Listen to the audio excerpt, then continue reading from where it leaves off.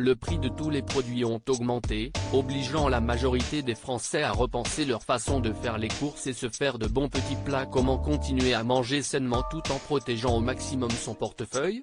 Laurent Mariotte a quelques éléments de réponse. Actuellement en promotion pour la sortie de son nouveau livre La cuisine française pour tous, disponible depuis le 6 octobre dernier aux éditions Solar, Laurent Mariotte accorde une interview au magazine Télé 2 Semaines, dont il fait la couverture.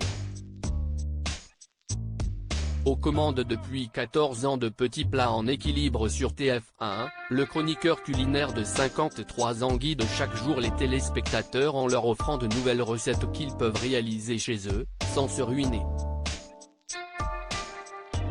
Conscient que bien manger coûte de plus en plus cher, Laurent Mariotte livre quelques conseils pour réduire les frais, sans pour autant abandonner des repas équilibrés.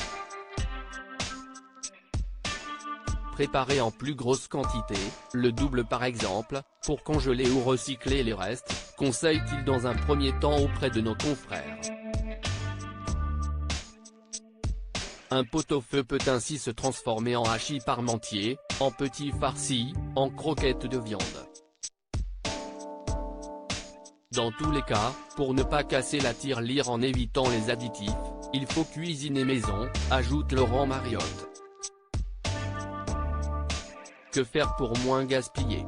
Le visage emblématique de TF1, en couple depuis très longtemps avec une mystérieuse compagne, a également quelques précieux conseils face au gaspillage alimentaire. Je conseille d'acheter des légumes bio, pas besoin de les éplucher car ils ne sont pas traités, explique le papa de Léonard.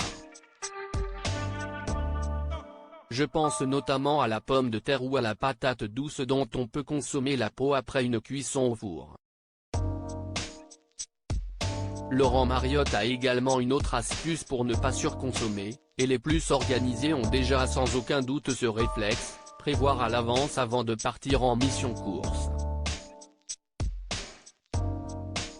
Mieux vaut aussi réfléchir à ses menus de la semaine avant de faire les courses, afin de ne rien acheter en trop, conseille-t-il. Autant d'indications précieuses pour soulager, un peu, notre portefeuille.